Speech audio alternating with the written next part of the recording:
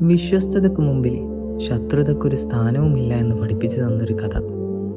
പ്രവാചക ജീവിതത്തിലെ എനിക്ക് ഏറ്റവും പ്രിയപ്പെട്ടൊരു അധ്യായം. റസൂൽ അത്രമേൽ സ്നേഹിച്ചിരുന്ന സ്വന്തം ജന്മനാട് തനിക്കുമേൽ വധഭീഷണി മുഴക്കിയിരിക്കുന്നുവെന്ന് തിരിച്ചറിഞ്ഞ രാത്രി.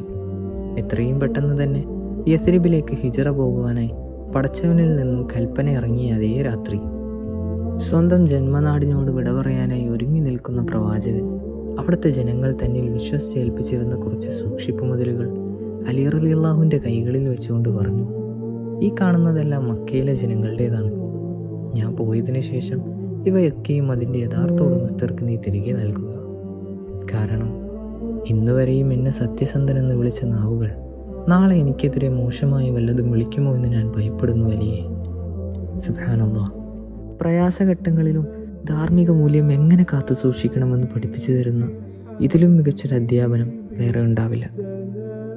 ദാഹിച്ചു വലയുന്ന നായയ്ക്ക് വെള്ളം കൊടുക്കുന്നത് പുണ്യമാണെന്ന് പഠിപ്പിച്ച പ്രവാചകൻ, തൻ്റെ അയൽക്കാരൻ പട്ടിണി കിടക്കുമ്പോൾ സ്വന്തം വയറ് നിറക്കുന്നവൻ നമ്മളിൽപ്പെട്ടവനല്ല എന്ന് പഠിപ്പിച്ച പ്രവാചകൻ, എന്തിനേറെ അനാഥ കുട്ടികളുടെ മുമ്പിലിരുന്നു കൊണ്ട് സ്വന്തം മക്കളെ ലാളിക്കരുതെന്ന് പഠിപ്പിച്ച റസൂലിനേക്കാൾ പവിത്രമായൊരു വ്യക്തിയും പിന്നീട് ഒരു ഉമ്മയിൽ നിന്നും പിറന്നിട്ടില്ല.